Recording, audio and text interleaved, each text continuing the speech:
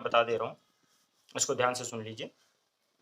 देखिए, centre state relation जो है, सेंटर और स्टेट का आपस में क्या रिलेशन है, that is called centre state relation. ठीक है ना, सिंपल सी बात है। सेंटर स्टेट रिलेशन का मतलब क्या है, सेंटर और स्टेट का क्या रिलेशन है। तो रिलेशन किस तरीके का होता है, सेंटर आपको पता है कि सेंट्रल गवर्नमेंट है, तो सेंट्रल गवर्नमेंट में 3 ऑर्गन होते हैं।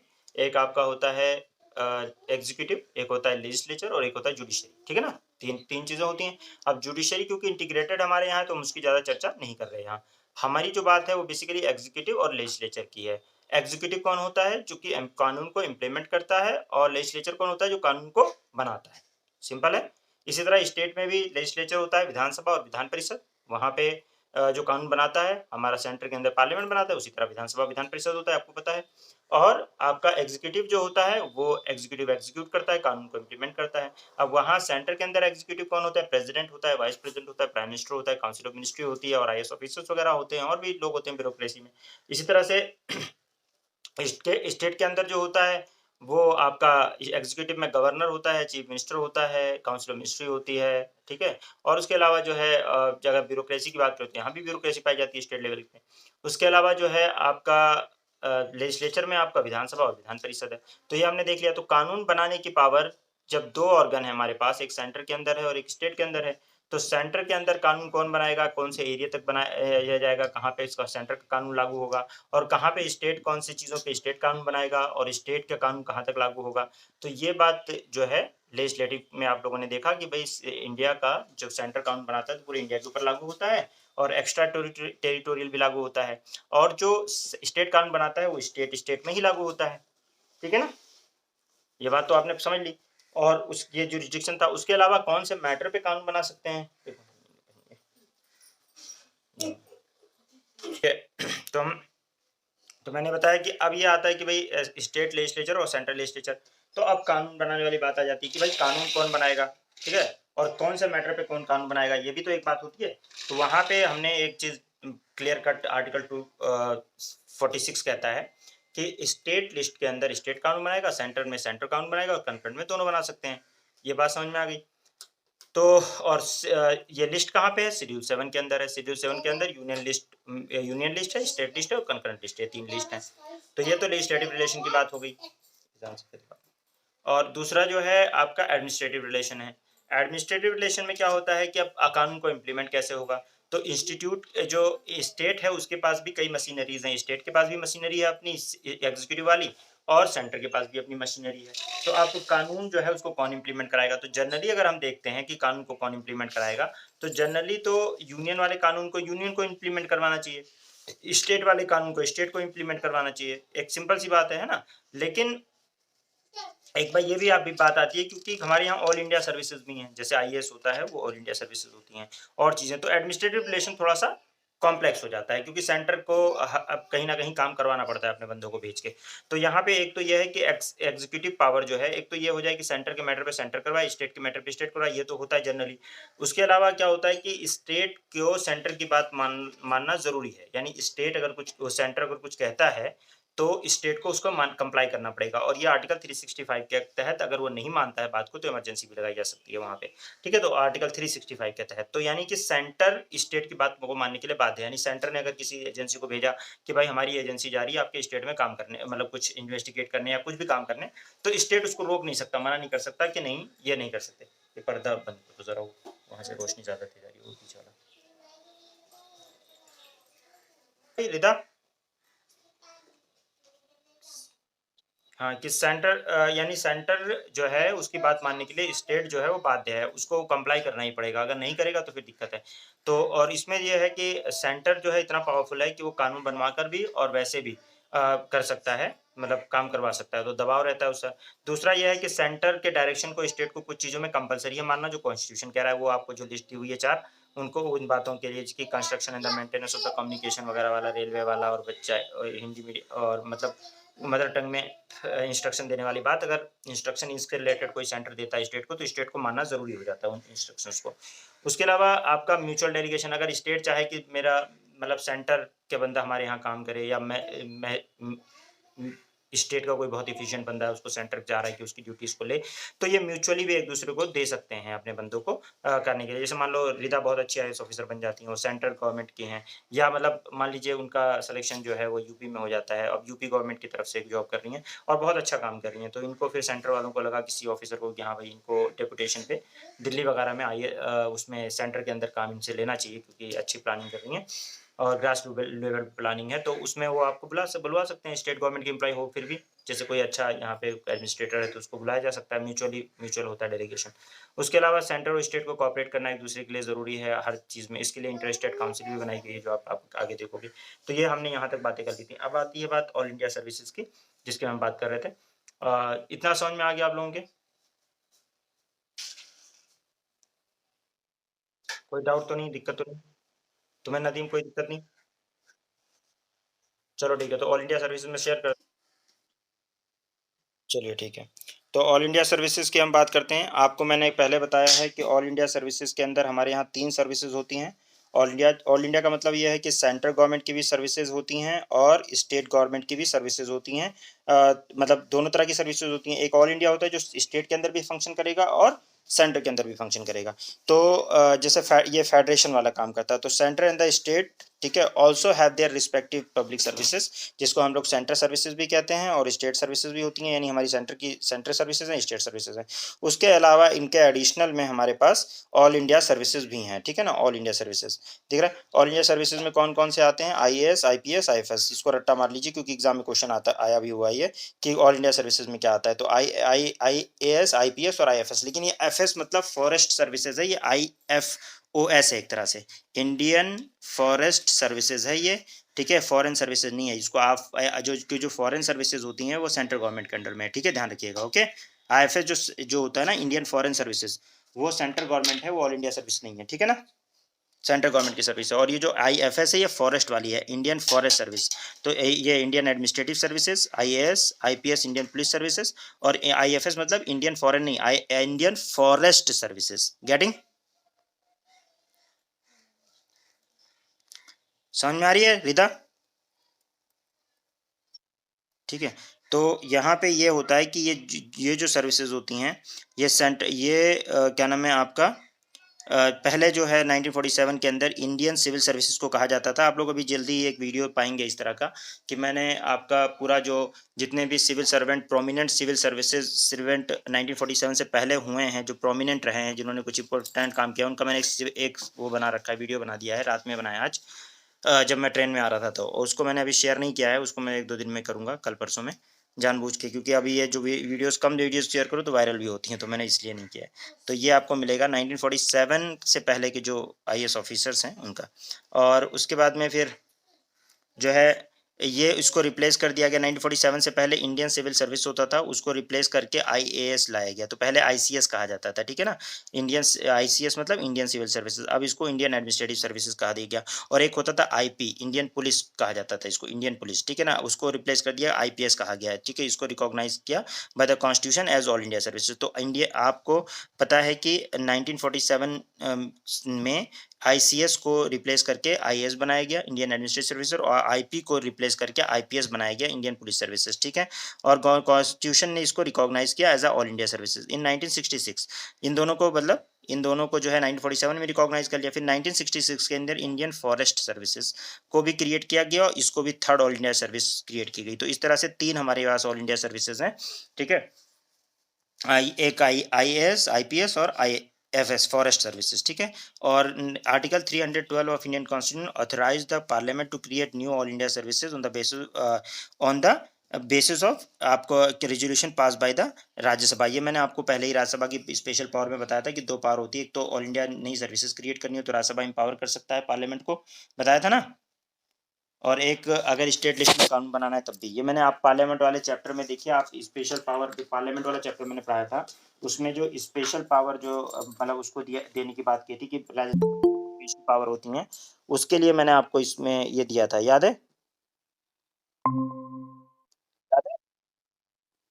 आप देखिए एक बार, देखिए मैंने स्पेशल पावर ऑफ क्या नाम है राज्यसभा जहाँ लिखा हुआ है ना, उसमें देखिए आपका क्या नाम है, ये सेकंड पॉइंट देखिए, ये पेज नंबर 22.35 पे देखिए, इसमें क्या नाम है 22.35 पे देखिए आप लोग, और उसमें देखिए आपका क्या नाम है, और new all India services common both और सेंट्रल और स्टेट के लिए आर्टिकल 312 के तहत ये बनाई जा सकती हैं, ठीक है, जिसमें राज्यसभा जो एम्पावर करता है, यानी राज्यसभा एम्पावर करता है, ये इसकी पावर है, राज्यसभा की स्पेशल पावर है कि वो एम्पावर कर सकता है new all India service create करने के लिए। तो हमारे पास अभी ऑल इंडिया सर्विसेज में 3 है, राज्यसभा चाहे तो एक और बनवा दे, समझ रहे हो, और बनवा दे 2-4, ठीक है ना, समझ गए। तो each of these all three each of these three all India services irrespective of their division among the different state from the single service with the common right and status uniform scale of pay throughout the country। अब चाहे जिस position पे रहे, चाहे जहाँ जाए, all India services की इनकी स्केल पे वगैरह सब सेम रहेगी। दो all India services violate the principle of federalism under the constitution by restricting the autonomy and patronage of the state, they are supported on the ground that they help। देखो वैसे तो कहा जाता है कि फेडरलिज्म है, फेडरलिज्म में क्या होता है, स्टेट अलग होगा, अपना गवर्नमेंट चलाएगा, और सेंटर अपना गवर्नमेंट चलाएगा, ठीक है ना। ये इसको फेडरल कहा जाता है कि फेडरल यानी फेडरल मैटर में जो बड़े सिर्फ सेंटर के मैटर है उन्हीं पे सेंटर इंटरफेयर करे, स्टेट मैटर को स्टेट अपने आप देखेंगे, उनको इंटरफेयर ऑल इंडिया से करने की जरूरत नहीं है। ये फेडरलिज्म की मेन डेफिनेशन है। लेकिन इसको कहा जाता है कि देखो अगर हाई स्टैंडर्ड आपको मेंटेन करना है एडमिनिस्ट्रेशन के अंदर, तो सेंटर का इन्वॉल्वमेंट जरूरी है, उसके अंदर फिर मतलब ऑल इंडिया सर्विसेज जरूरी है। दूसरा, they help to ensure uniformity and the administrative system throughout country, और कंट्री में थ्रू आउट पूरी कंट्री में जो है एक यूनिफॉर्मिटी हो सिस्टम में, एक यूनिफॉर्मिटी हो एडमिनिस्ट्रेटिव सिस्टम में, इसके लिए भी ऑल इंडिया सर्विसेज जरूरी है। और उसके अलावा जो है कहा जाता है कि they facilitate liaison cooperation coordination joint action of the issues common interest of the both centre and state. और ये क्या करते हैं, किसी भी तरह की अगर कॉमन इंटरेस्ट की बात आती है, कॉपरेशन की बात आती है, लाइसेंसिंग की बात आती है, कोऑर्डिनेशन जॉइंट सेटिंग, मतलब किसी भी तरह से अगर सेंटर को स्टेट के साथ कोऑर्डिनेट करना है, तो उसमें ऑल इंडिया सर्विसेज वाले बहुत इंपॉर्टेंट भूमिका निभाते हैं, इसलिए इसको सपोर्ट किया जाता है कि ऑल इंडिया सर्विस होनी चाहिए, ठीक है। इसको जस्टिफाई किया था while justifying the institution of all India services with the Constituent Assembly, Dr. Bhimrao Ambedkar observed that the dual polity which is inherent in the federal system is followed by all the federation by the dual services। In all federation there are federal civil services and state services। The Indian Federation though have dual polity will have dual services, but with one exception, it is recognized that in every country there are certain posts in its administrative setup which might called strategic from the point of view uh, of maintaining the standard of administration and this can be। तो इसमें ये बात कर दी गई है साफ साफ कि देखिए ऐसा है कि आपका जो है, समझ रहे हैं कि मतलब देखिए क्या ये डॉक्टर बी आर अम्बेडकर ने भी कॉन्स्टिट्यूएंट असेंबली के अंदर जब बात हुई कि फेडरेशन जब आप फेडरल सिस्टम बना रहे हैं, तो उसमें फिर आप क्या नाम है स्टेट सर्विसेज अलग रखें और सेंट्रल सर्विसेज अलग रखें। तो उन्होंने कहा देखिए ऐसा है, ऑल इंडिया सर्विसेज के बेसिस पर, कॉमन क्वालिफिकेशन के बेसिस पे, यूनिफॉर्म स्केल के बेसिस पर, एडमिनिस्ट्रेटिव सेटअप में हर कंट्री में कहीं ना कहीं कुछ एक्सेप्शनल पोस्ट होती हैं जो कि स्टैंडर्ड मेंटेन करने के लिए ज़रूरी होता है, एडमिनिस्ट्रेशन में स्टैंडर्ड मेंटेन करने के लिए स्ट्रेटजिक पोस्ट होती हैं। तो उसी तरह की हमारी स्ट्रेटजिक पोस्ट आईएएस और आईपीएस है जो हम रखेंगे, और आईएफएस बाद में, उसमें आईएफएस को भी लिया गया 1966 में। तो इसमें 2 सर्विसेज को उन्होंने बोला ये ऑल इंडिया सर्विसेज में एक्सेप्शन है। पब्लिक सर्विस कमीशन उसके अलावा होता है, तो हमारे यहाँ एक आपको पता है यूपीएससी होता है, यूनियन पब्लिक सर्विस कमीशन होता है, और दूसरा आपका स्टेट पब्लिक सर्विस कमीशन होता है। यूपीएससी ऑटोनोमस बॉडी है, इसके बारे में हम लोग डिटेल में जो है यूपीएससी वाले उसमें पढ़ेंगे चैप्टर में। उसके अलावा जो है हमारे यहाँ स्टेट का भी क्या नाम है स्टेट पब्लिक सर्विस कमीशन होता है जो स्टेट के मतलब लोगों को रिक्रूट करता है, सेंटर की हेल्प से भी कर सकता है, वो यूपीएससी से भी हेल्प मांग सकता है। तो यूपीएससी एक ऑटोनोमस बॉडी है, ठीक है, तो उसके बारे में हम लोग अभी हमारा चैप्टर आएगा यूपीएससी का कॉन्स्टिट्यूशनल बॉडीज में, तब हम लोग उसके बारे में डिटेल में बात करेंगे। तो ये तो हमारा हो गया कुल मिला के ऑल इंडिया सर्विसेज जो कि यूपीएससी रिक्रूट करता है। इतना ध्यान रखिएगा, आप लोग एग्जाम की तैयारी कर रहे हैं तो आप लोगों को ज़्यादा बताने की जरूरत नहीं है। आपको पता है कि यूपीएससी रिक्रूट करता है ऑल इंडिया सर्विसेज में, और मेन 2 ही फेमस होते हैं, आईएएस और आईपीएस। बाकी आपको पता है कि आईआरएस भी होता है, उसमें आईआरएस भी होता है, और भी बहुत सारे होते हैं। तो आईआरएस जो होता है अकाउंट सर्विसेज भी होते हैं, आपको पता है बहुत सारी, मैंने आपको बताया आईसीएस वगैरह ये सब होता है, ठीक है, पोस्टल सर्विसेज होती हैं, लेकिन 24 सर्विसेज है उसमें, तो वो सारी सेंट्रल गवर्नमेंट की सर्विसेज हैं, सिर्फ आईएएस और आईपीएस और फॉरेस्ट सर्विसेज को छोड़कर बाकी सब सेंट्रल गवर्नमेंट के अंडर में। आईईएस हो गया, आईआरएस हो गया, आईएफएस हो गया, जो फॉरेन सर्विसेज वाला है वो सब सेंट्रल गवर्नमेंट के अंडर में है, ठीक है। उसके अलावा हमारे यहाँ इंटीग्रेटेड जुडिशरी का सिस्टम है, डुअल पॉलिटी है, लेकिन जुडिशरी हमारे यहाँ इंटीग्रेटेड है। इंटीग्रेटेड मतलब हमारे यहाँ ऐसे कनेक्ट है, यानी कि लोअर जुडिशरी अलग है, हमारे यहाँ लोअर कोर्ट है, तो उससे ऊपर जो है हाई कोर्ट है, मतलब डिस्ट्रिक्ट कोर्ट है, डिस्ट्रिक्ट कोर्ट से ऊपर जो है हाई कोर्ट है। तो हमारे यहाँ एक मतलब इस तरह का सिस्टम नहीं है कि लोअर कोर्ट ने जो फैसला कर दिया और फिर वो क्या नाम है किसी हाई कोर्ट में नहीं जा सकता।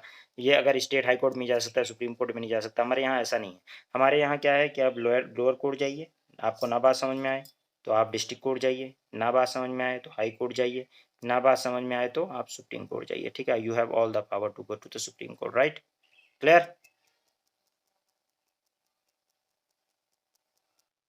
तो यहाँ हमारे ये हमारे यहाँ इंटीग्रेटेड जुडिशरी है और मतलब उसमें इंटीग्रेटेड जुडिशरी और पार्लियामेंट ही मतलब जो सुप्रीम कोर्ट और हाई कोर्ट के बंदों को रिमूवल जो है पार्लियामेंट ही कर सकता है।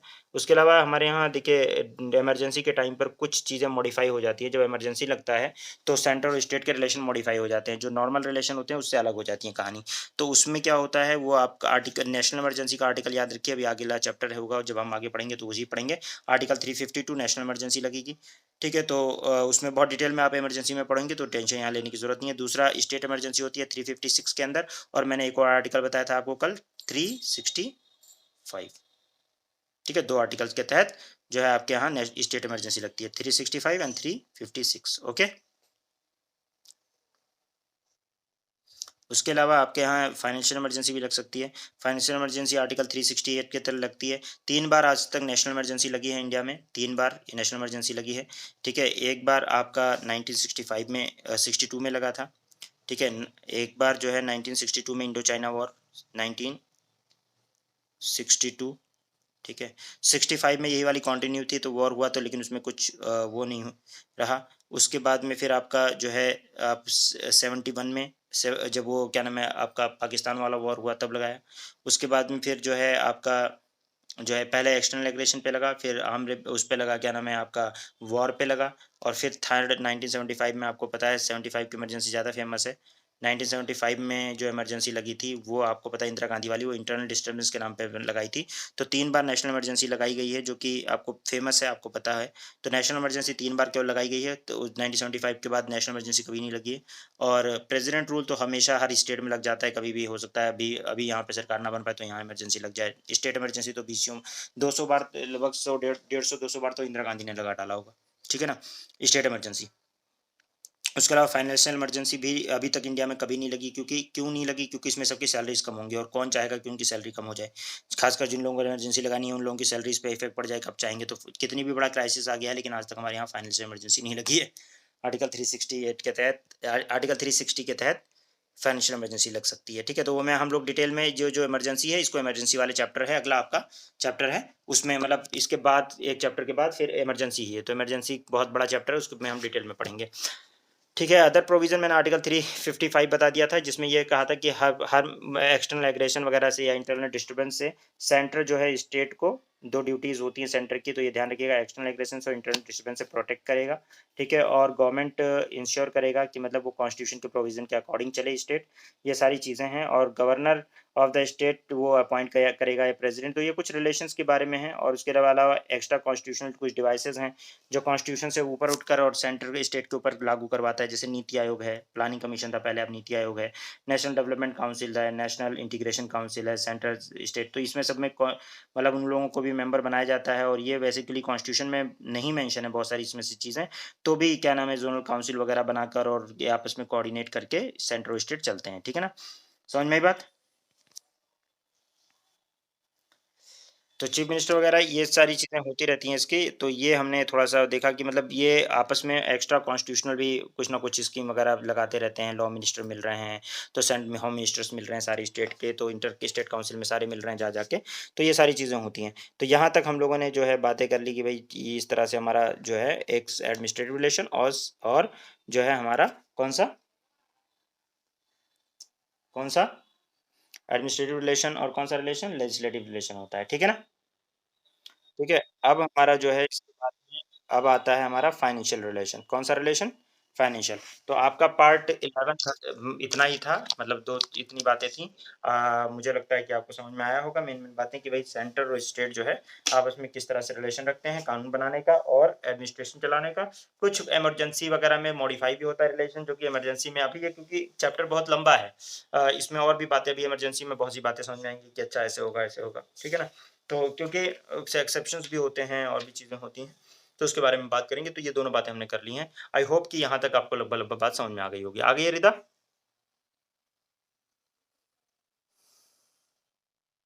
ठीक है, फिर एक बार और समराइज़ करूँगा, डिस्कस करेंगे तो समझ में आ जाएगा। अब आते हैं फाइनेंशियल रिलेशन के बारे में। फाइनेंशियल रिलेशन जो है वो क्या होता है? आपका पार्ट 12 ऑफ इंडियन कॉन्स्टिट्यूशन, कौन-सा पार्ट? कौन-सा? अच्छा, तुम बंद करनी है। Part 12 of Indian constitution, article जो है आपका आर्टिकल 268 से लेकर 293 तक जो है पार्ट 12 ऑफ इंडियन कॉन्स्टिट्यूशन का, ये डील करता है सेंट्रल स्टेट का फाइनेंशियल रिलेशन के बारे में। किसके बारे में बात करता है? सेंट्रल स्टेट के फाइनेंशियल रिलेशन के बारे में है, ठीक है ना? और ये जो है बेसिकली क्योंकि beside these are other provision dealing with the same subject, these together can state the following. तो अब देखो यहाँ पे क्या होता है, इसका थोड़ा सा समझने की जरूरत है। देखिए, टैक्स का एलोकेशन, ये इसमें बेसिकली टैक्स का कुछ टैक्स ऐसे होते हैं जिनको सेंटर लगाएगी, ठीक है। अब क्योंकि हमारे यहाँ जीएसटी आ गया है, लेकिन जीएसटी आने से पहले तो बहुत ज़्यादा मतलब टैक्सेस थे ना हमारे यहाँ, मतलब जब आप लोगों ने को मैंने पढ़ाया था, याद करो नदीम, अभी मैंने जब आपको पढ़ाया था, जीएसटी तो पढ़ाया ना आपको उसमें। हाँ, बनाया गया, तो हमने इकोनॉमी में हम लोग इसको कुछ पढ़ेंगे, तो इसीलिए मैं बोल रहा हूँ कि बहुत सारी बातें आपको इकोनॉमी पढ़ने के बाद समझ में आएँगी। तो इकोनॉमी में हम लोगों ने बहुत सारी जीएसटी वगैरह बहुत सारे टैक्सेस पढ़े थे, और दुनिया भर के एक्साइज़ ड्यूटी और क्या नाम है कस्टम ड्यूटी और सारी टैक्स, बहुत सारे टैक्स तरह के कैपिटल गेन टैक्स और सेंटर टैक्स, सेस टैक्स और ये सब देखा था ना, सरचार्ज और सेस और ये सब नदीम पढ़ा था ना हमने? और उसमें फिर हमने एक्साइज़, कस्टम और उसके अलावा कॉर्पोरेशन टैक्स और इनकम टैक्स और ये सारे तरह के टैक्स, डायरेक्ट और इनडायरेक्ट टैक्स पढ़े थे इकोनॉमी में। तो एक बार हम लोग इकोनॉमी में भी पढ़ेंगे। लेकिन यहाँ पे उसको फिर मैं दोबारा ये चैप्टर आपको जब मैं इकोनॉमी पढ़ाऊँगा तो फिर ये बताऊँगा कि ऐसे-ऐसे है। लेकिन मैंने कहा था कि ये लीगल एंगल होता है एक होता है इकोनॉमिक एंगल। तो इकोनॉमिक एंगल से हम लोग पढ़ेंगे, लेकिन अभी हम लोग फिलहाल लीगल एंगल देखते हैं। लीगल एंगल क्या है कि allocation of the tax power क्या होता है? तो देखिए आप कि कॉन्स्टिट्यूशन ने सेंट्रल और स्टेट को ऐसे कहा है कि पार्लियामेंट को कहा है उसने, ये वाला पॉइंट सब देखिए आप। The parliament has exclusive power to levy the tax on subject enumerated in the union list. Union list के अंदर जो आइटम्स हैं, ठीक है?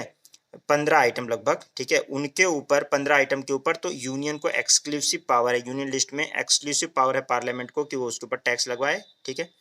स्टेट के पास 20 आइटम दे रखे हैं, स्टेट के पास हैं 20 आइटम, जो कि इस स्टेट लिस्ट में है, उसके ऊपर स्टेट कानून लगाए। पार्लियामेंट और स्टेट दोनों 3 ऐसे कंकरेंट लिस्ट के अंदर 3 ऐसे सब्जेक्ट्स हैं जिनके ऊपर सेंटर और स्टेट दोनों कानून बना सकते हैं, ठीक है? दोनों मतलब टैक्स लगा सकते हैं। तो ये है रेसिड्यूरी बचा हुआ पावर, तो आपको सबको पता है कि रेसिड्यूरी पावर है जो कि मतलब तीनों में कहीं मेंशन नहीं है, ना यूनियन में है, ना स्टेट लिस्ट में है, ना कंकरेंट लिस्ट में है। तो उसके लिए जो आपका होता है पार्लियामेंट ही टैक्स इम्पोज़ कर सकता है। रेसिड्यूरी जो पावर होती है आप सबको पता है वो किसके पास है? पार्लियामेंट के पास है। इतनी बात समझ में आ गई? यानी लगभग 15 आइटम जो सेंट्रल लिस्ट के अंदर मेंशन है, उसके ऊपर टैक्स कौन लगाएगा? यूनियन लगाएगा। स्टेट लिस्ट में 20 टैक्स हैं, जो कि 20 आइटम है जिसके ऊपर टैक्स कौन लगाएगा? स्टेट लगाएगा। 3 कंकरेंट में दोनों लगा सकते हैं, और जो बचा होगा वो पार्लियामेंट के पास होगा। इतनी सी बात है, समझ में आ ही गया होगा? हाँ, कितना-कितना है तुम्हारे में? अब हाँ, एडमिनिस्ट्रेशन का जो अभी जब वो हुआ होगा, जीएसटी का चेंज हुआ होगा, कॉन्स्टिट्यूशनल अमेंडमेंट, तो हाँ, उसमें कितना-कितना नंबर दिया है तुम्हारे में, नई बुक में? कितने आइटम है? फिगर बताओ। 13 कर दिए यूनियन लिस्ट में? चलिए, सब्जेक्ट में 13 हो गया यूनियन लिस्ट में, 13 सब्जेक्ट, और 18 सब्जेक्ट हो गए स्टेट में, और कंकरेंट में कितने डाल दिए?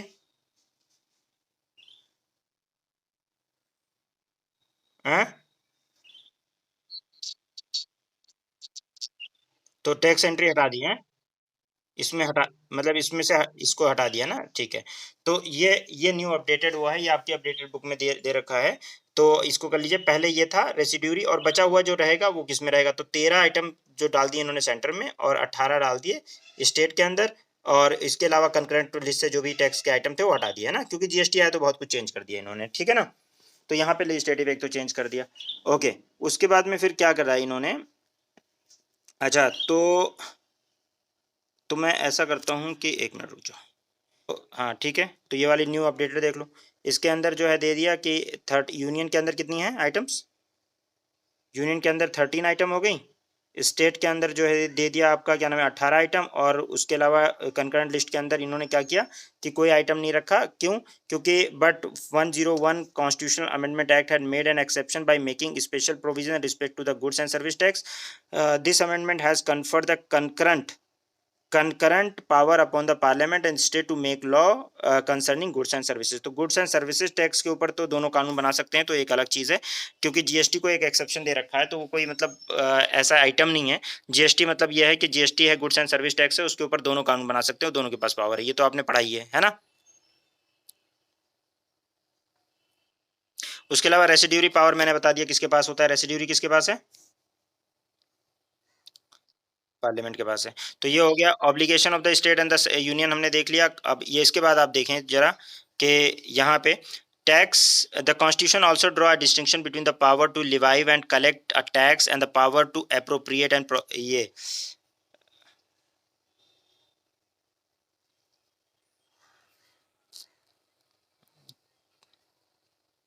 अपने आप ही कुछ हो रहा है। कौन से पेज नंबर थे ये? Constitution also draw the distinction between the power to levy and collect tax and power to appropriate and proceeds of the Constitution. So levy and collected, for example, the income tax is levied and collected by the center, but it proceed are distributed between the center and the state। अब यहाँ पे सारी कहानी यही रहेगी, कौन सा tax कौन लगाएगा, कौन अप्रोप्रिएट करेगा और किसके पास जाएगा। ये बार बार यही पूछेगा कि किसके कौन अप्रोप्रिएट करेगा, कौन लगाएगा, किसके पास जाएगा टैक्स, ये बार बार ये पूछेगा। फर्दर कुछ ऐसी चीज़ें होती हैं जैसे कि अब यहाँ पे बता दिया ना कि इनकम टैक्स जो है वो लगाता कौन है, लिवाइव कौन करता है। यहाँ देखें, levy and collected by the centre, लगाता कौन है, सेंटर। और ठीक है, एंड डिस्ट्रीब्यूटेड बिटवीन सेंटर और स्टेट और सेंटर दोनों के बीच में डिस्ट्रीब्यूट होती हैं कि नहीं होती। यहाँ पे एक बात और होता है कि इस तरह से कुछ ऐसे टैक्सेस होते हैं जो लगाता सेंटर है, लेकिन जब वो क्या नाम है कलेक्ट करता है सेंटर या स्टेट, और डिस्ट्रीब्यूट दोनों में के बीच में होगा फिर उसका जितना भी आता है। बहुत से ऐसे टैक्स है जो सेंटर ही लगाएगा, सेंटर ही कलेक्ट करेगा और खुद अपने पास रख लेगा। तो कुछ टैक्स ऐसे होते हैं, कुछ दूसरी तरह होते हैं। स्टेट को जो है, स्टेट लेजिस्लेचर को कहा गया प्रोफेशन टैक्स वो लगा सकता है, ठीक है। एम्प्लॉयमेंट टैक्स या प्रोफेशन टैक्स लगा सकता है, लेकिन उसकी लिमिट लगा रखी है 25,000 पर एनम। ये मैंने आप लोगों को बताया था, क्या याद करो, पॉलिटी इकोनॉमी पढ़ाते वक्त, कि इसका डिमांड कर रहे हैं वो लोग कि 10,000 कर दिया है, 25,000 से कुछ नहीं होता। वो 25,000 कह रहा हूँ, 2,500 है, तो 2,500 से कुछ नहीं होता है, इसको 10,000 कर दिया है। याद है प्रोफेशन टैक्स के ऊपर? नदीम, नदीम याद आ रहा है? The state legislature is prohibited from imposing the tax on the supply of goods and or services, or both the following two cases where such supply take place outside the state and where such supply take place in course of import or export. Further, the parliament is empowered to formulate the principle of determine whether the supply of the goods and services of both take place outside the state or in the course of import or export। तो यहाँ पे एक बात और है कि state legislature को इसको भी मना किया गया कि भाई कोई इंपोर्ट एक्सपोर्ट की बात हो या एक इंटर स्टेट ट्रेड की बात हो, तो आप उसके ऊपर कानून नहीं बनाएंगे, उसके ऊपर टैक्स नहीं लगाएंगे। State legislature can impose tax on the consumption of the sale of electricity.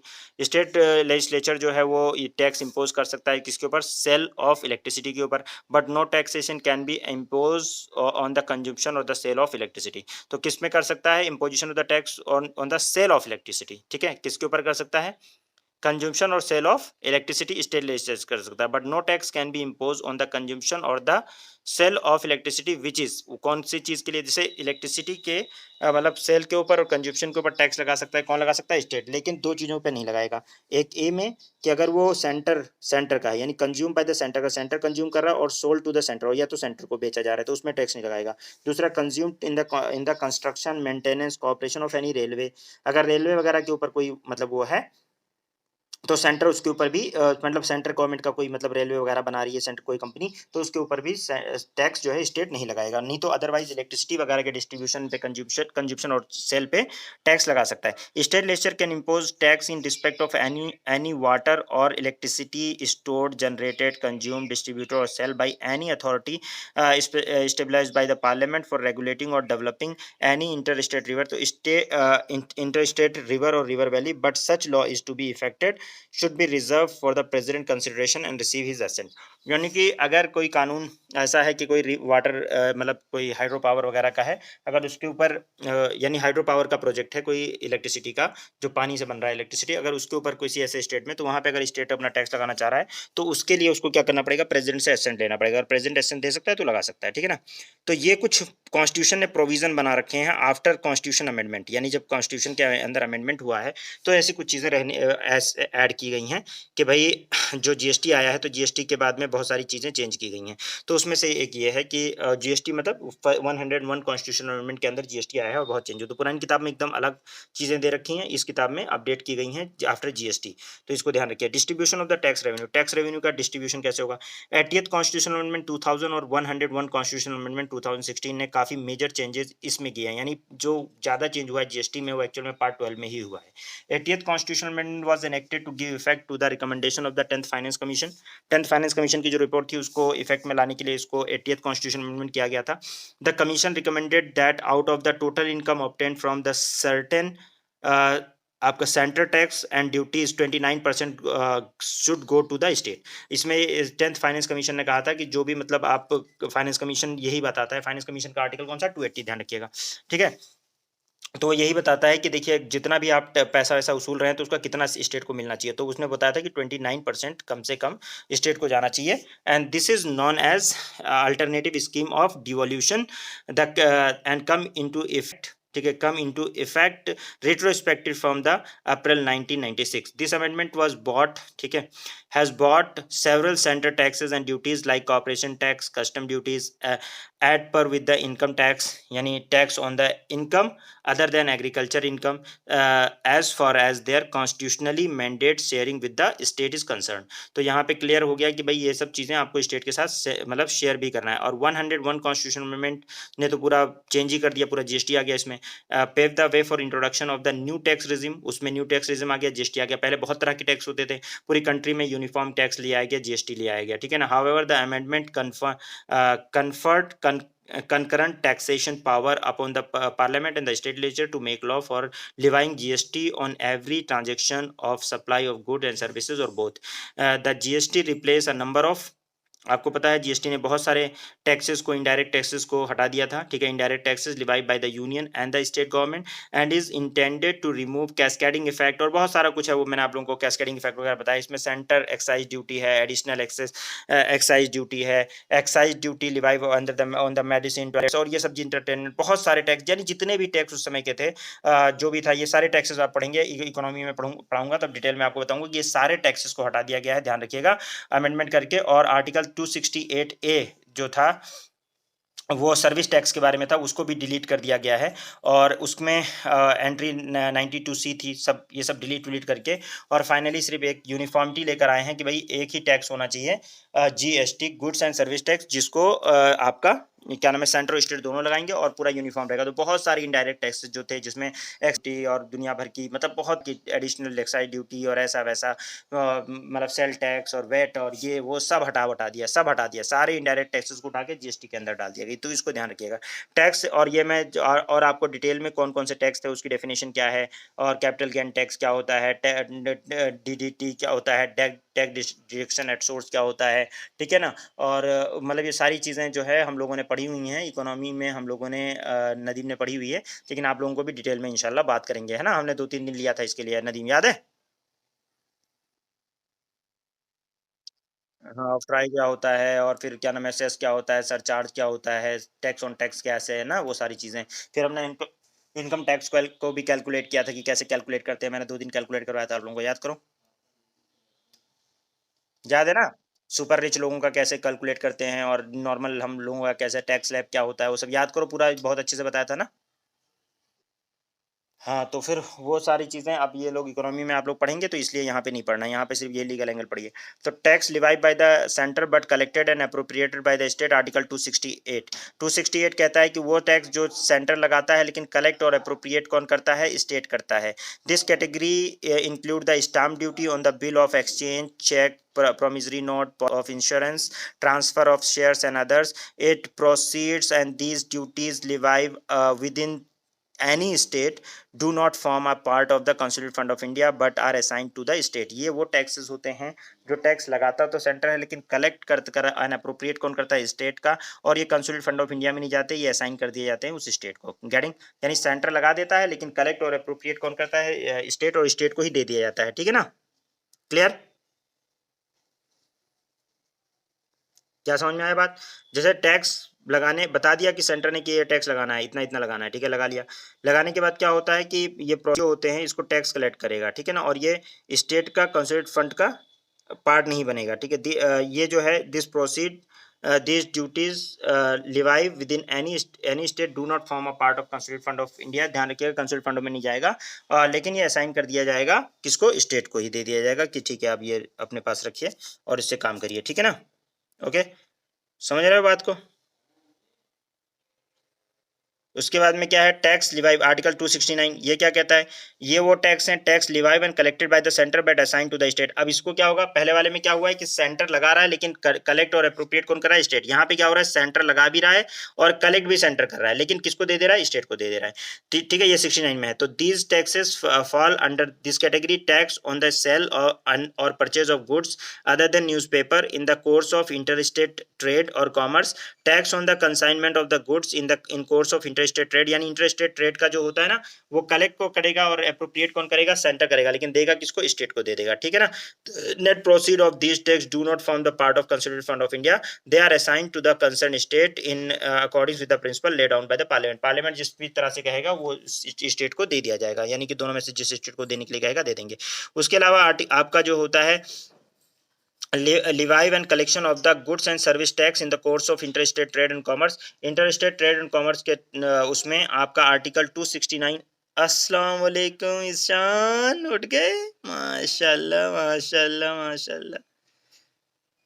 अच्छा, अरे मेरा बेटा अभी सो के उठे हो? देखो पापा आ गए।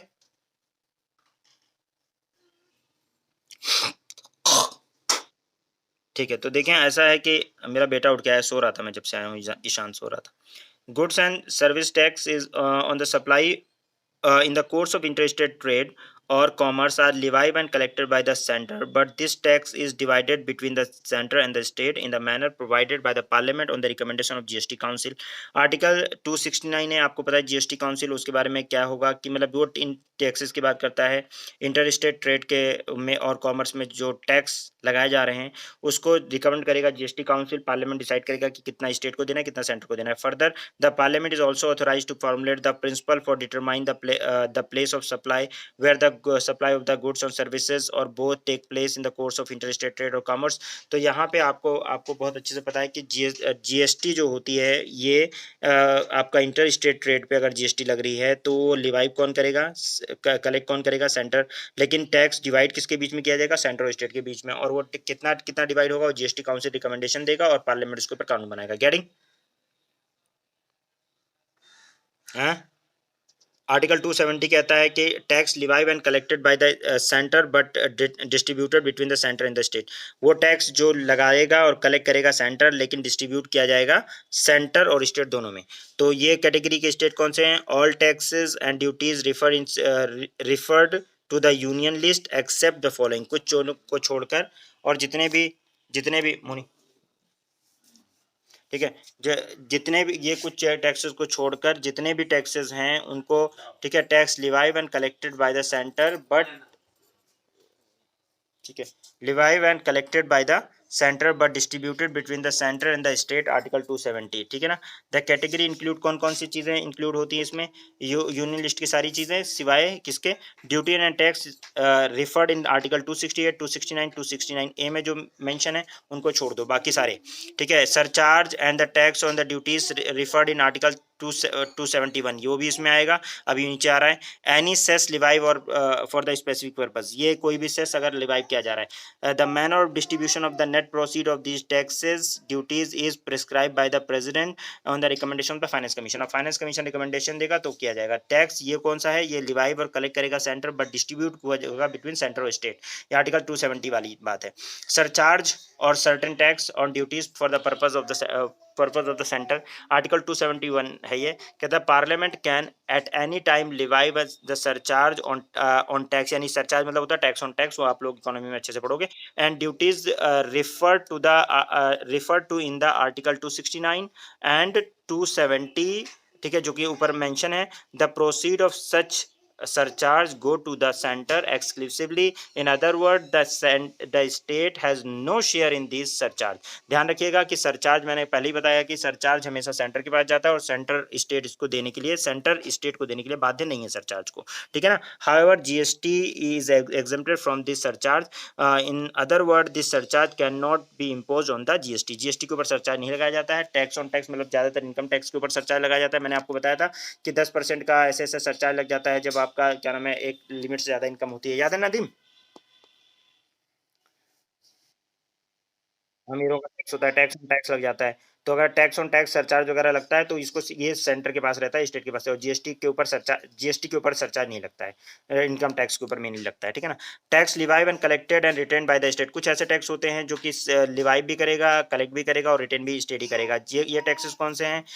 ये जो है 18 आइटम है, जिसमें लैंड रेवेन्यू है, जिसके अंदर जो है आपका एग्रीकल्चर इनकम टैक्स है, जिसके इनकम है मेरा बेटा माशाल्लाह,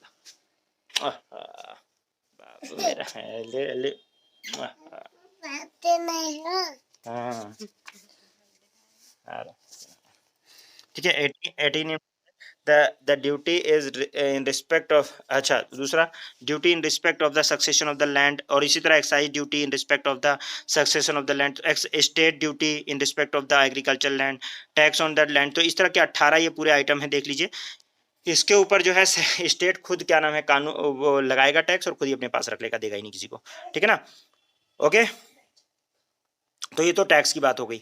दूसरा और क्या फाइनेंशियल रिलेशन होता है, तो इसमें ये आर्टिकल, अब इसमें इंपॉर्टेंट क्या है, देखो आपसे पहले भी जब आपका जीएसटी का अमेंडमेंट हुआ था तब भी, जीएसटी के अमेंडमेंट से पहले भी और जीएसटी के अमेंडमेंट के बाद भी ये पार्ट हमेशा से इंपॉर्टेंट रहा है, ये आर्टिकल्स हमेशा से इंपॉर्टेंट रहे हैं। आर्टिकल कौन कौन से आर्टिकल इंपॉर्टेंट रहे हैं? ये वाले सारे आर्टिकल इंपॉर्टेंट रहे हैं, जिसमें ये मोटे मोटे में जो हाईलाइट करके दिया हुआ है ना आप लोगों का कि ये कौन कलेक्ट करेगा और कौन अप्रोप्रिएट करेगा, ये वाला सारा पार्ट बहुत इंपॉर्टेंट है। और ये कौन से आर्टिकल के अंदर आता है, क्योंकि ये कई बार क्वेश्चन आया हुआ है मैच द फॉलोइंग करके कि आर्टिकल 268 क्या बात करता है, तो वो आपको रट्टा क्या मारना है, tax levied by the centre but collected and appropriated by the state. Article 269 कौन सा बात करता है, तो tax लिवाइव and collected by the centre but assign to the state, ठीक है। आर्टिकल 270 क्या बात करता है, 269 है क्या क्या बात करता है, जीएसटी काउंसिल की बात करता है, और उसमें inter state trade and commerce के बारे में बात करता है। Tax लिवाइव and collected by the centre but distributed between the centre and the state, article 270 बात करता है, ठीक है ना। तो अभी ये आर्टिकल्स इंपॉर्टेंट है। आर्टिकल 271 फिर सरचार्ज वगैरह के बारे में बात करता है, ठीक है। Tax लिवाइव and collected retained by the state, ये जो है 18 आइटम है। तो वो जो है आर्टिकल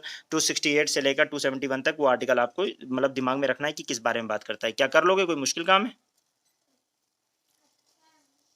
हो जाएगा हैं? ठीक है। सेंटर, अब देखिए इसके अलावा जो है भाई हमेशा टैक्स की तो बात होती नहीं है, नॉन टैक्स रेवेन्यू भी तो होता है। तो सेंटर का नॉन टैक्स रेवेन्यू की भी मैंने बात की थी आप लोगों को, मैंने जब बजट पढ़ाया था तब भी मैंने नॉन टैक्स रेवेन्यू की बात की थी।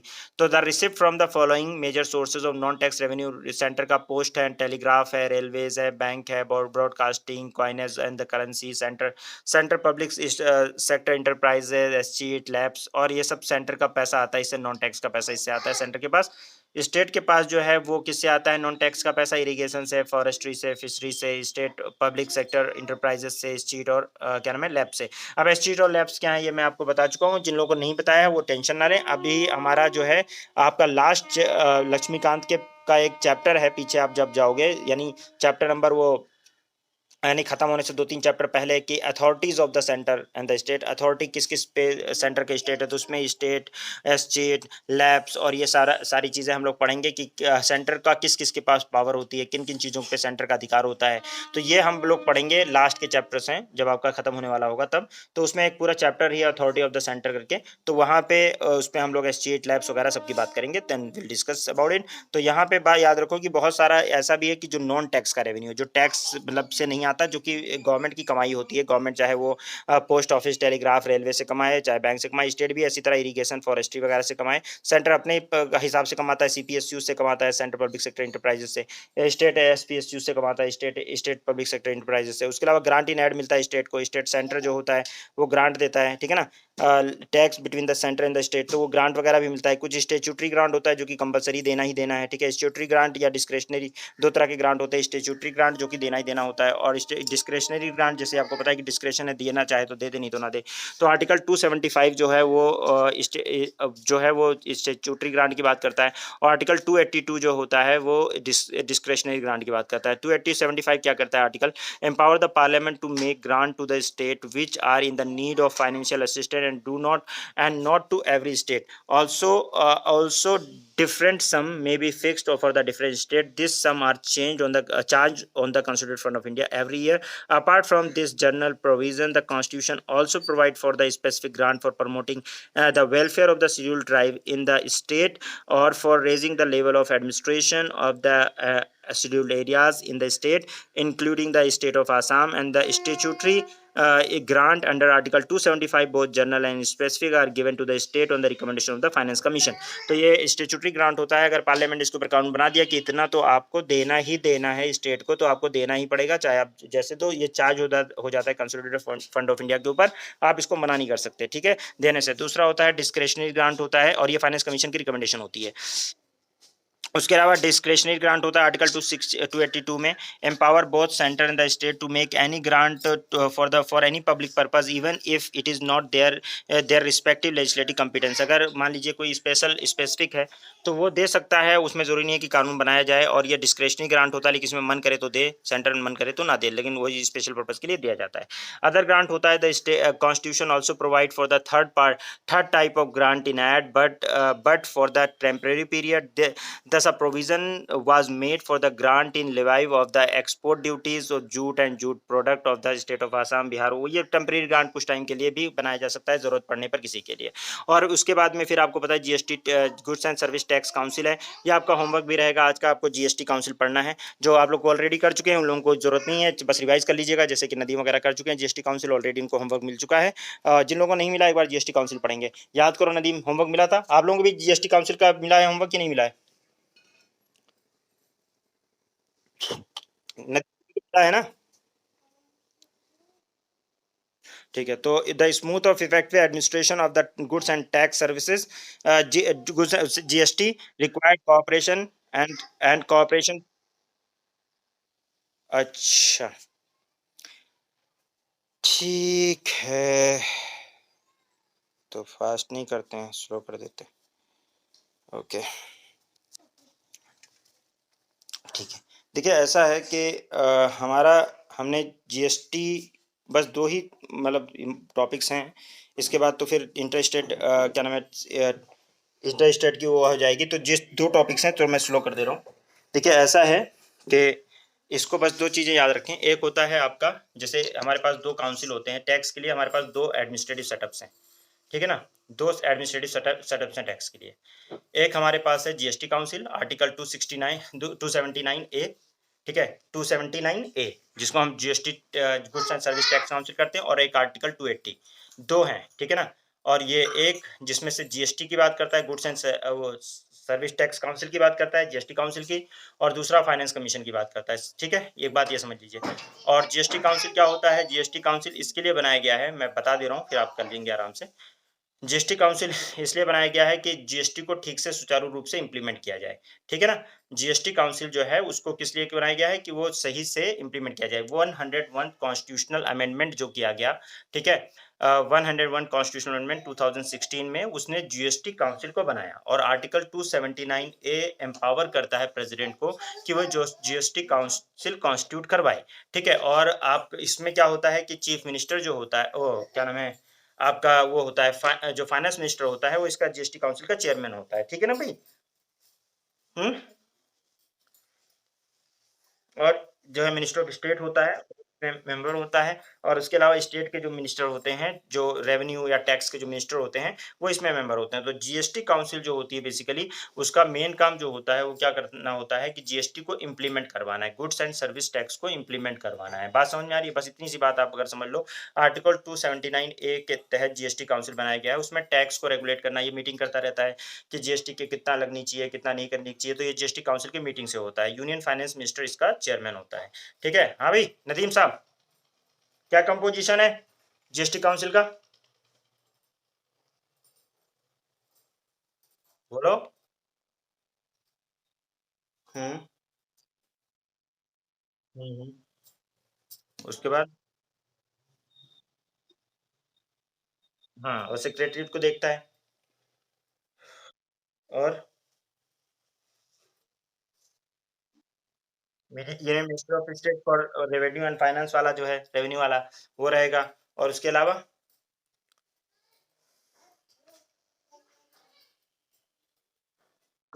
स्टेट के कौन, मिनिस्ट्री ऑफ रेवेन्यू और टैक्स के जो मिनिस्टर होते हैं वो रहते हैं, और उनका मेन काम जो होता है वो क्या होता है, उन वो लोगों का। लेकिन इसमें जो डिसीजन होता है, मैंने बताया था कि उसमें टू थर्ड वो जो किसका वो रोल होता है, जो डिसीजन लिया जाता है, टू थर्ड वोटिंग पर राइट किसका होता है, वन थर्ड किसका होगा, सेंटर का, और टू थर्ड किसका होगा, स्टेट का। समझ रहे हो ना, बताया था ना।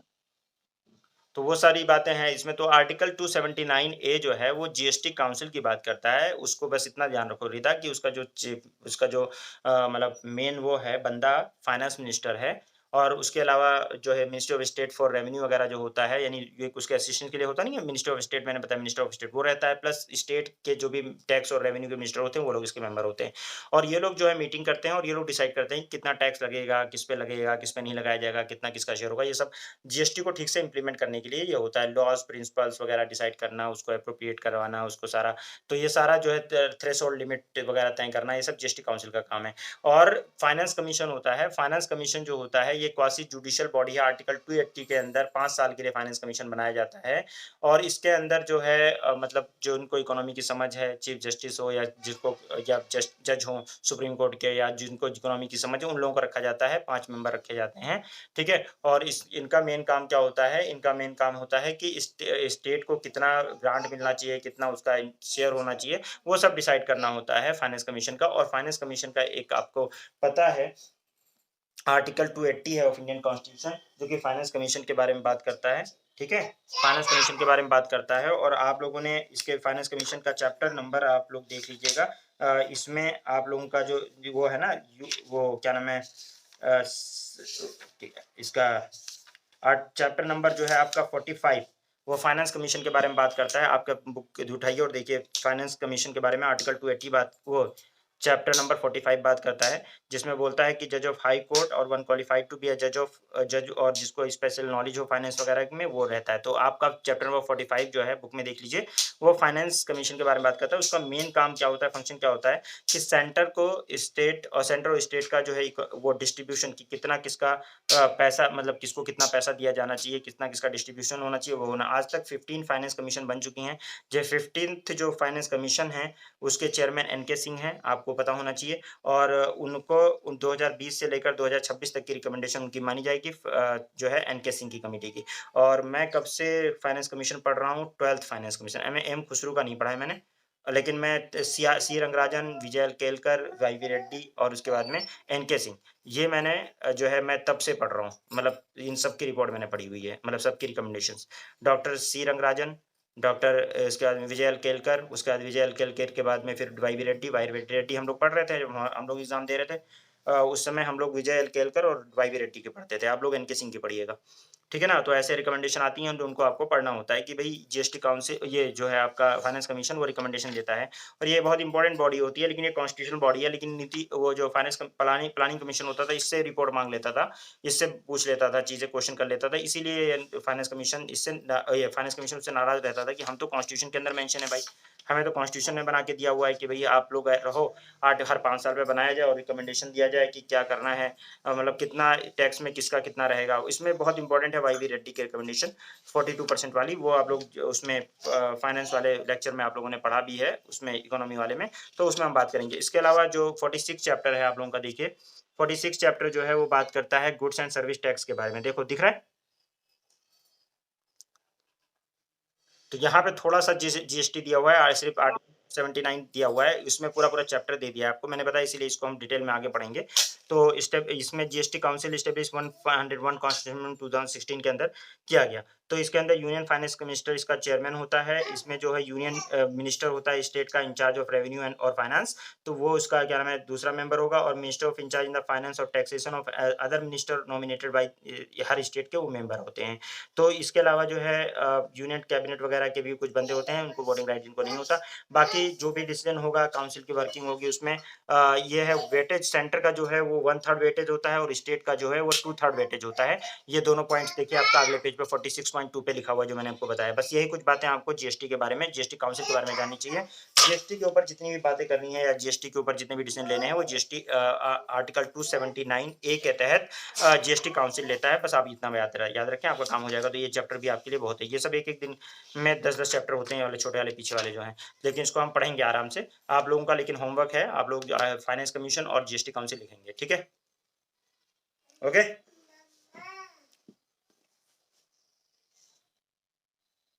क्या नाम है तुम्हारा?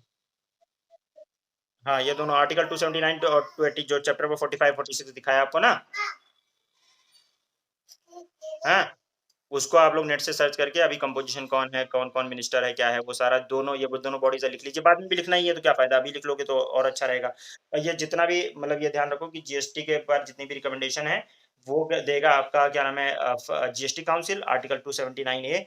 और जो उसकी क्या नाम है डिस्ट्रीब्यूशन की रिकमेंडेशन कि कौन कितना डिस्ट्रीब्यूट कर मतलब कितना सेंटर का शेयर होना चाहिए, कितना स्टेट का शेयर होना चाहिए, पैसा जो भी आ रहा है उसमें कितना ग्रांट दिया जाना चाहिए सेंटर को, कितना स्टेट को, वो आर्टिकल 280 के तहत फाइनेंस कमीशन। ओके, ठीक है भाई। ठीक है, तो ये आपका मतलब ये बातें हैं यहाँ तक। तो हमने फाइनेंस कमीशन की क्या काम करता है उसके ऊपर थोड़ी सी बात कर ली है, और आप डिटेल आप करेंगे। और प्रोटेक्शन ऑफ द मतलब स्टेट के इंटरेस्ट के लिए ही बेसिकली फाइनेंस कमीशन होता है, फाइनेंशियल मैटर में इंटरेस्ट के लिए। और बहुत सारे उसके जो है मतलब इंटरेस्ट रखा भी गया है हर चीज़ के ऊपर। सेंटर ऐसे टैक्स नहीं लगा सकता, जो स्टेट मैटर्स हैं वो सब ध्यान में रखा गया है। ठीक है, बोरो भी कर सकता है, बोरो कर सकता है सेंटर स्टेट सेंटर से, ठीक है। तो ये आपस में भी बोरो कर सकते हैं, एक-दूसरे से पैसा उधार भी ले सकते हैं, फिर चुका भी सकते हैं, ग्रांट मिलता है, वो सब इनके फाइनेंस के रिसोर्सेज़ होते हैं, वो पता ही है। ठीक है, और एक-दूसरे को इंटर गवर्नमेंटल टैक्स इम्यूनिटी होती है कि जो सेंटर की प्रॉपर्टी होती है, उसके ऊपर टैक्स स्टेट नहीं लगाएगा, और स्टेट की जो प्रॉपर्टी होती है, उसके ऊपर जो है सेंटर टैक्स नहीं लगाता है नॉर्मली। अगर कोई मतलब एक्सेप्शन सिचुएशन है तो अलग बात है एडवाइज़री, और अगर लगाना है तो उसमें सुप्रीम कोर्ट की एडवाइज़री वगैरह लेनी पड़ती है। बाकी वैसे इम्यूनिटी होती है नॉर्मली कि अगर स्टेट का कोई मतलब वो है, जैसे मान लो सेंटर के अंदर बड़ौदा हाउस है या उत्तर प्रदेश हाउस है, ठीक है, उत्तर प्रदेश भवन। अब उत्तर प्रदेश भवन यानी उत्तर प्रदेश के अगर मशीनरी वहाँ पे काम कर रही है कुछ है, तो उत्तर प्रदेश के उसके ऊपर टैक्स जो है सेंटर नहीं लगाएगा। इसी तरह सेंटर का कोई इंस्टीट्यूशन जो है वो स्टेट के अंदर है, तो उसके ऊपर भी वो क्या नाम है सेंटर का इंस्टीट्यूशन स्टेट में, तो उसके ऊपर टैक्स जो है कौन नहीं लगाएगा, सेंटर का इंस्टीट्यूशन स्टेट में है तो सेंटर स्टेट टैक्स नहीं लगाएगा, ठीक है ना। उसके अलावा इमरजेंसी पे मैंने बताया है, इमरजेंसी जब लगती है चाहे नेशनल हो चाहे फाइनेंशियल हो, कुछ ना कुछ रिलेशन मॉडिफाई होते हैं, कुछ ना कुछ एलोकेशन मॉडिफाई होता है। तो वो हम लोग जो है जब वो पढ़ेंगे इमरजेंसी आगे तो उसकी बात करेंगे। इतना बेसिकली आपका उसमें है। उसके अलावा फिर आपका trend in the centre state relation, ठीक है। तो इसके ऊपर हम आगे चर्चा करेंगे कि ट्रेंड क्या है इंटर स्टेट रिलेशन का। अभी फिलहाल जहाँ तक मैंने बताया उतना समझ लीजिए। कहाँ पढ़ा था ये बलवंत सिंह मेहता सलीम सिंह भी कहाँ पढ़ा था? कहाँ पढ़ा था? पंचायती राज में पढ़ा था, ठीक है ना। तो तो ध्यान रखें, ऐसा है कि यहाँ तक की बात तो जो फाइनेंशियल इमरजेंसी तक की तो ठीक है, और इसके बाद की जो बात है यहाँ पे भी कमिटी शुरू हो जाएंगी। अब यहाँ पे जो कमिटी होगी वो कौन सी होगी, जो ट्रेंड है। तो 1967 से ना बहुत सारे एरियाज ऐसे हैं जिसमें सेंटर को स्टेट से दिक्कत है, स्टेट को सेंटर से दिक्कत है। तो वहाँ पे फिर एडमिनिस्ट्रेटिव रिफॉर्म कमीशन है, एआरसी। मैंने बताया एआरसी, सेकंड एआरसी की रिपोर्ट पढ़ने के लिए मैंने आप लोगों को बोला था, फर्स्ट एआरसी सेकंड एआरसी कुछ बोला था कि पढ़ेंगे हम लोग, मतलब बताऊंगा मैं उसको। तो वो बहुत इंपॉर्टेंट होती है। इसके बाद में आपका राजा मुन्नार की कमेटी, राजा मुन्नार की कमेटी मैंने बताया, जैसे वहाँ पे कमेटी थी ना बलवंत राय मेहता, ये वो, तो यहाँ एआरसी आएगी, इसके अंदर राजा मन्नार की आएगी। राजा मन्नार मैंने बताया था कि ये लोग डिमांड करेंगे कि भैया हमें, ये तमिलनाडु की गवर्नमेंट डीएम की गवर्नमेंट की है, ये बोलेंगे कि हमें तो एकदम मतलब ये सब डिमांड कर लेंगे कि हमें जैसे सेंटर से अलग ही होना है, इस तरह की डिमांड करेंगे लोग। यहाँ तक कि ये भी कह देंगे ऑल इंडिया सर्विस की जरूरत नहीं है हमें। आनंदपुर साहिब रिजोल्यूशन है, ये अकाली दल वालों ने पंजाब में किया था। वेस्ट बंगाल मेमोरेंडम है, यहाँ पे भी यही कहानी है। ये तीनों की कहानी एक जैसी है। फिर गवर्नमेंट ने, सेंट्रल गवर्नमेंट ने अपनी तरफ से सरकारिया कमीशन बनाया। सरकारिया कमीशन जो है उनके ऊपर चेयरमैन सरकारिया थे, उसके जज रिटायर्ड जज थे सुप्रीम कोर्ट के, उन्होंने बड़ी जबरदस्त रिकमेंडेशन रिकमेंडेशन दी, और सरकारी कमीशन की रिकमेंडेशन हम लोग पढ़ते थे अपने टाइम पर 247 रिकमेंडेशन थी इनकी। कितनी थी? 247 रिकमेंडेशन। लेकिन आपको सब नहीं पढ़ना है, इसमें 20-30 रिकमेंडेशन दिए होंगी आप लोगों की बुक में, वही आपको पढ़नी है, मैं आपको बताऊंगा इसके बारे में। उसके बाद में पंछी कमीशन है, इसके बाद जो इंपॉर्टेंट कमीशन है वो पंछी कमीशन, यानी सरकारी जब वीक मतलब पुराना हो गया तब एक नया कमीशन आया जिसको पंछी कमीशन कहते हैं। तो आपको ये सारे कमीशन याद रखने हैं, 2 सेंटर की तरफ से मेन कमीशन है, एक सरकारी और एक पंछी कमीशन। कौन सा? पंछी कहाँ चला गया? पंछी के पास तो बहुत सारे रिकमेंडेशन है, सरकारी कमीशन एंड पंछी कमीशन, ये पंछी होगा, ठीक है, ये है पंछी, ठीक है ना। तो एक कमीशन जो है सरकारिया बनाई गई, सरकारिया के बाद में फिर जो दूसरी कमीशन बनाई गई पंछी कमीशन। तो ये ट्रेंड हम लोग, ये कल का लेक्चर में हम लोग बात करेंगे, आज नहीं बात करेंगे।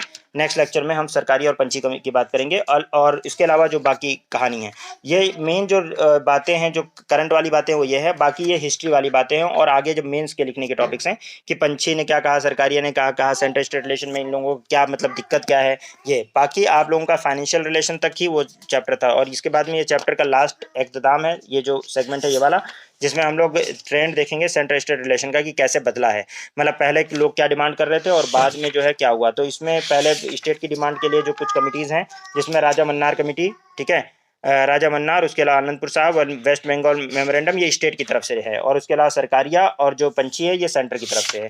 तो इसमें आपस में कि इन्होंने क्या क्या रिकमेंडेशन दी, क्या बात कही, उसमें क्या इनकी मतलब वो थी, यहाँ तक कि वो लोग कह रहे थे कि क्या नाम है, ऑल इंडिया सर्विस हटा दो। तो क्या पंछी ने कहा कि हटा दो, या सरकारिया ने कहा हटा दो? तो क्यों नहीं, और नहीं कहा तो क्यों नहीं कहा, ये सारी बातें डिस्कस हम लोग यहाँ पे करेंगे, ठीक है भाई। तो मेन समझ में आ गई बात? समझ में आने के लिए थोड़ा टेक्निकल है, तो लेजिस्लेटिव यानी कानून बनाने वाली, ये क्या रिलेशन है सेंट्रल स्टेट के। फिर आप देखिए एडमिनिस्ट्रेटिव रिलेशन क्या है, और फाइनली फाइनेंशियल रिलेशन। तो फाइनेंशियल रिलेशन मतलब पैसा, पैसा कहाँ से आएगा, टैक्स से पैसा आएगा, कुछ पैसा नॉन टैक्स से आएगा, ठीक है। तो दो बातें हैं, तो टैक्स से पैसा आएगा तो कुछ सेंटर लगाएगा और अपने पास रखेगा, सेंटर लगाएगा स्टेट को देगा।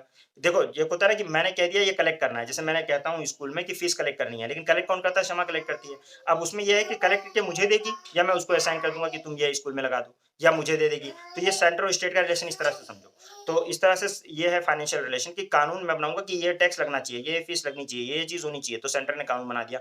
इसको इंप्लीमेंट किसने किया, अप्रोप्रिएट किसने किया, सेंटर स्टेट ने किया, और स्टेट ने दे किसको दिया, असाइन किसको दिया, सेंटर को दे दिया। या सेंटर का मन किया तो उसने कह दिया कि क्या नाम है, स्टेट रख ले इसको, ठीक है, इस तरह से। तो कौन सा किसके ऊपर जाएगा, किसके ऊपर नहीं जाएगा, उसके लिए आर्टिकल्स हैं, वो आपको याद रखना है, ये फाइनेंशियल रिलेशन की मेन बात है। अगर वो आपने याद कर लिया कि भाई कौन सा आर्टिकल 268 क्या कहता है, 269 क्या कहता है, 270 क्या कहता है, 271 क्या कहता है, तो बस ये 4-5 आर्टिकल हैं, वो याद कर लिया। 279 ए जीएसटी काउंसिल की बात करता है कि जो कि जीएसटी के इम्प्लीमेंटेशन के बारे में बात करता है, इनडायरेक्ट टैक्स सारे जीएसटी में डाल दिए गए हैं, ठीक है, तो उसके बारे में हम बात करेंगे।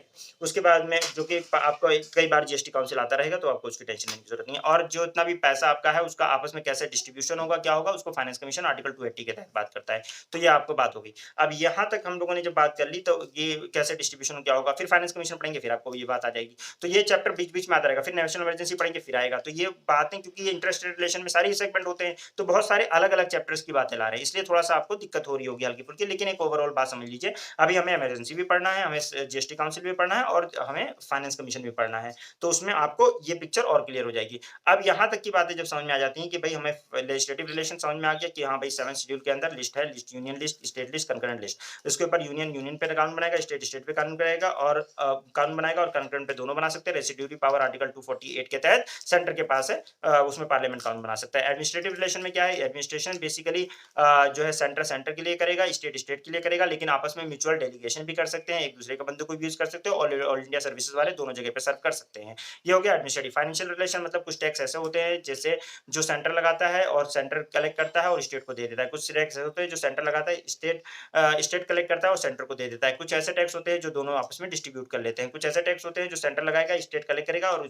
फिर स्टेट को असाइन कर दिया जाएगा। जाएगा। ठीक है? जैसे सरचार्ज है वो सिर्फ़ सेंटर के पास जाता है, उसको स्टेट का शेयर उसमें नहीं होता और जीएसटी पे कितना लगेगा, कैसे लगेगा, क्या होगा वो जीएसटी काउंसिल डिसाइड करेगा और उसके बाद में फिर आपका जितना जितना पैसा आ रहा है ओवर टैक्स और नॉन टैक्स रेवेन्यू उसमें कितना शेयर स्टेट को मिलना है वो आर्टिकल 280 के तहत फाइनेंस कमीशन डिसाइड करेगा। फाइनेंस कमीशन एक कॉन्स्टिट्यूशनल बॉडी है और जीएसटी काउंसिल भी 101 कॉन्स्टिट्यूशनल अमेंडमेंट करके उसको भी आर्टिकल 279 ए के तहत डाल के कॉन्स्टिट्यूशनल बॉडी बना दी गई है। NITI Aayog is not a constitutional body. ये बात समझ में आ गई। अब जो बातें होंगी वो कॉन्स्टिट्यूशन से बाहर की बातें हैं। वो ये है कि अब जो कमिटीज़ बनाई गई, जो ये चाहती थी कि सेंटर के साथ रहना चाह रही है स्टेट या नहीं चाह रहे, उसकी ट्रेंड क्या है? सेंट्रल स्टेट रिलेशन में क्या दिक्कतें आई हैं? वो दिक्कतों वाला कल हम बात करेंगे। तो इतना पहले आप कर लीजिए। आई होप कि इतना आपको समझ में आया होगा। क्या रिदा समझ में आया कुछ?